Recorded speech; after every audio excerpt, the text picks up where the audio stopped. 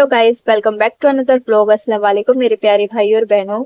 और गाइस, आज हम अपने पहले नबी पैगंबर आदम अलैहिस्सलाम के बारे में जानेंगे। अल्लाह ताला ने उनको कैसे बनाया था और कैसे इस दुनिया में भेजा था, इस दुनिया की शुरुआत कैसे हुई थी, उनके इस बेहतरीन वाक़या के बारे में आज हम जानेंगे। तो जैसे कि हमने अपने पिछले व्लॉग में भी नबियों के बारे में जाना था, हमारे इस्लाम में टोटल नबी 1,24,000 हैं और जिनमें से कुछ नबियों का जिक्र कुरान शरीफ में भी मौजूद है।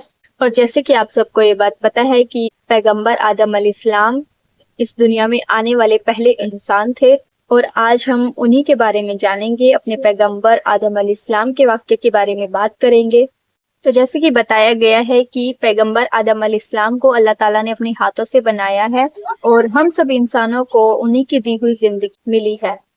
और जब अल्लाह ताला ने पैगंबर आदम अलैहिस्सलाम को बनाने का जिक्र किया, अल्लाह ताला ने इंसानों की मखलूक को बनाने का इरादा किया, तभी फरिश्तों से अल्लाह ताला ने फरमाया कि मैं जमीन पर अपना एक खलीफा बनाने वाला हूँ। तभी फरिश्तों ने आपस में बात की और उनको लगा कि शायद हमारी इबादत में कोई कमी रह गई है, इसीलिए अल्लाह ताला एक नई मखलूक को बनाने का इरादा कर रहे। और फरिश्तों ने जिन जैसी मखलूकात तो पहले से भी देखी हुई थी। तभी फरिश्तों ने अल्लाह ताला से फरमाया, ऐ अल्लाह, हम तेरी तहजीब हमदूर पाकी बयान रखते, तू ऐसी मखलूकात को बनाएगा जो जमीन पर फसाद करेगा और खून खराबा करेगा। तभी अल्लाह ताला ने फरिश्तों से कहा कि जो मैं जानता हूँ वो तुम नहीं जानते हो। तभी फरिश्तों ने आपस में कहा कि अल्लाह ताला जिस भी मखलूकात को बनाना चाहता है वो हमसे ज्यादा इल्म नहीं रख सकते। और फिर उसके बाद अल्लाह ताला ने पैगंबर आदम अलैहिस्सलाम को इल्म से नवाजा और उनको कुछ बेहतरीन चीजों के नाम सिखा दी। फिर अल्लाह ताला ने आदम अलैहिस्सलाम को फरिश्तों के सामने पेश किया और फरिश्तों से फरमाया कि अब तुम बताओ इन चीजों के नाम, अगर तुम सच्चे हो। तभी फरिश्तों ने फरमाया कि अल्लाह ताला, हम सिर्फ उतना ही इल्म जानते हैं जितना कि तूने हमें सिखाया है, उसके अलावा हम कुछ नहीं जानते। फिर अल्लाह ताला ने फरमाया, ए आदम अलैहिस्सलाम, तुम बताओ इन बेहतरीन चीजों के नाम। और फिर पैगंबर आदम अलैहिस्सलाम ने उन सारी चीजों के नाम बता दिए। फिर अल्लाह ताला ने फरिश्तों से फरमाया कि मैं ना कहता था कि मैं आसमान और जमीन की पोशीदा चीजों को जानता हूँ। फिर अल्लाह ताला ने फरिश्तों से कहा कि अब तुम आदम अलैहिस्सलाम के सामने सजदा करो। तभी सारे फरिश्ते आदम अलैहिस्सलाम के लिए सजदे में झुक गए, मगर वहां पर शैतान ने सजदा नहीं किया।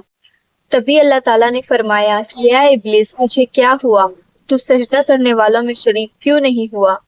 तभी शैतान ने तकब्बुर से कहा कि मैं ऐसा नहीं हूँ जो एक इंसान को सजदा करूं जिसे तूने एक गले सड़े गारे की मिट्टी से बनाया है। मैं उससे कहीं गुना बेहतर हूँ क्योंकि तूने मुझे आग से बनाया है और उसे गले सड़े गारे की मिट्टी से बनाया है।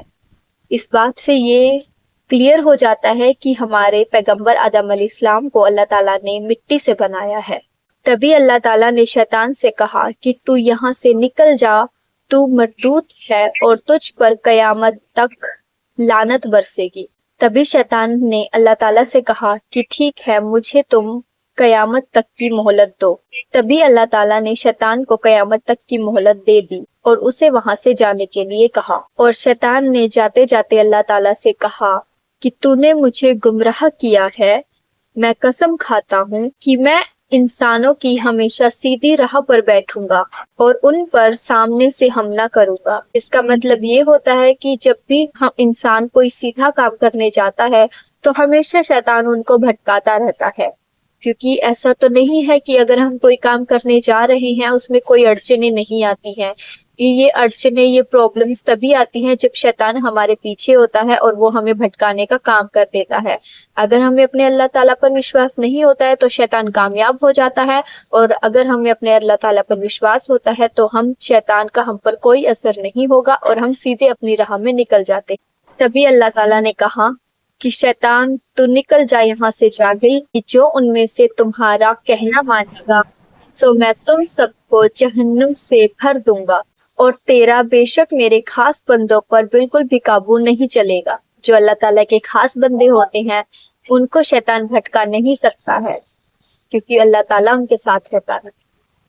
اور تبھی شیطان وہاں سے چلا جاتا ہے اور پھر پیغمبر آدم علیہ السلام کو اللہ تعالیٰ جنت میں داخل کر دیتے ہیں، اور جنت میں داخل ہونے کے بعد پیغمبر آدم علیہ السلام وہاں پر خود کو اکیلا محسوس کرتے تھے، اور ان کو اکیلا دیکھ کر اللہ تعالیٰ نے حوا علیہ السلام کو جنت میں داخل کرنے کا ارادہ کیا اور آدم علیہ السلام سے کہا کہ اب تم اور تمہاری بیوی جنت میں آرام سے رہو۔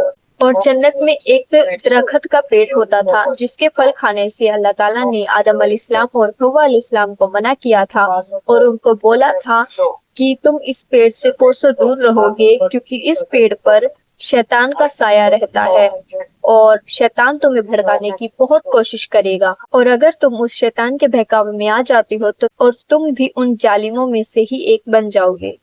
پھر شیطان وہاں آتا ہے اور آدم علیہ السلام اور حوا علیہ السلام کو اپنی باتوں میں بہکاتا ہے اور ان سے بولتا ہے کہ تمہارے رب نے تمہیں اس پیڑ کے پاس جانے سے اسی لیے منع کیا ہے تاکہ تم اس کا پھل کھا کر کہیں فرشتہ نہ بن جاؤ۔ اور ایسی ہی بہکی ہوئی باتوں میں شیطان آدم علیہ السلام اور حوا علیہ السلام کو الجھا لیتا ہے اور دھوکے سے ہی ان کو اس درخت کے پاس کھینچ لاتا ہے، اور جب حضرت آدم علیہ السلام اور حوا علیہ السلام اس پیڑ کے پھل کو کھا لیتے ہیں تبھی وہاں پر اللہ تعالیٰ آتے ہیں اور آدم علیہ السلام کو پکارتے ہیں اور کہتے ہیں کہ میں نے تمہیں نہ منع کیا تھا وہاں پر جانے سے، اس درخت سے دور رہنے کو بولا تھا، اس پیڑ کا پھل کھانے سے منع کیا تھا، اور تم سے بولا بھی تھا کہ شیطان تمہارا سب سے بڑا دشمن ہے، وہ تمہیں بہکانے کی بہت کوشش کرے گا۔ اور سبھی آدم علیہ السلام کہتے ہیں کہ اے میرے رب، ہم سے بہت بڑی غلطی ہو گئی ہے، آپ ہمیں معاف کر دیجئے، اگر آپ ہم پر رحم نہ کریں گے تو ہم پوری طرح سے تباہ ہو جائیں گے۔ تبھی اللہ تعالیٰ نے فرمایا کہ تم سب جنت سے نیچے اتر جاؤ، اور آج سے تم ایک دوسرے کے دشمن ہو، اور تم سب کے لیے زمین پر رہنے کی جگہ۔ اور پھر آدم علیہ السلام نے اس دنیا میں آنے کے بعد بھی اپنی غلطی کے لیے اللہ تعالیٰ سے 40 سال تک معافی مانگی، اور اللہ تعالیٰ نے 40 سال کے بعد رحم کھا کر آدم علیہ السلام کو معاف کر دیا، اور اللہ تعالیٰ نے فرمایا کہ آج سے تم اور تمہاری اولاد اس دنیا میں رہو گے، اور ایک بات ہمیشہ یاد رکھنا کہ جب بھی میری طرف سے کوئی نبی ہدایت لے کر تمہارے پاس آئے گا تو تم اس کا کہنا مانو گے۔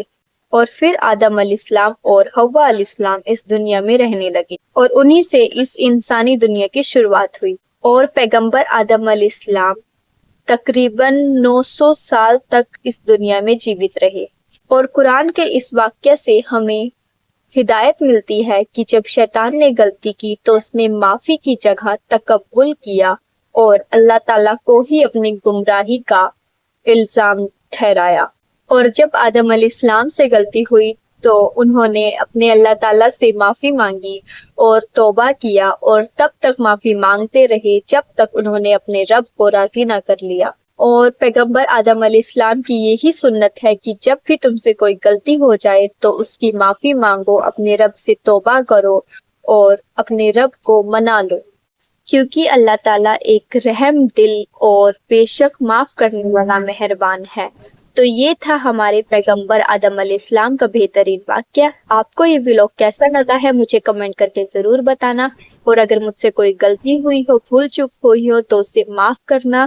میں دھیرے دھیرے جاننے کی کوشش کر رہی ہوں اسلام کے بارے میں، اچھی اچھی باتیں، ان کے سارے واقعے کے بارے میں جانوں گی، اپنے پیغمبر جتنے بھی ہیں ان کے ایک ایک کر کے ہم سارے واقعوں کے بارے میں جانیں گے، اور اسلام کی نالج مجھے بھی ملتی رہے گی۔ اگر کوئی غلطی ہو جاتی ہے تو آپ سب مجھے بتا دیجیے گا، کمنٹ کر کے اپنا اوپینین ضرور شیئر کرے گا، تاکہ جہاں میری غلطی ہو مجھے پتا چل سکے کہ کیا چیزیں کیسے تھی اور کیسی بتانی چاہیے تھی جو مجھ سے غلطی ہوئی ہے۔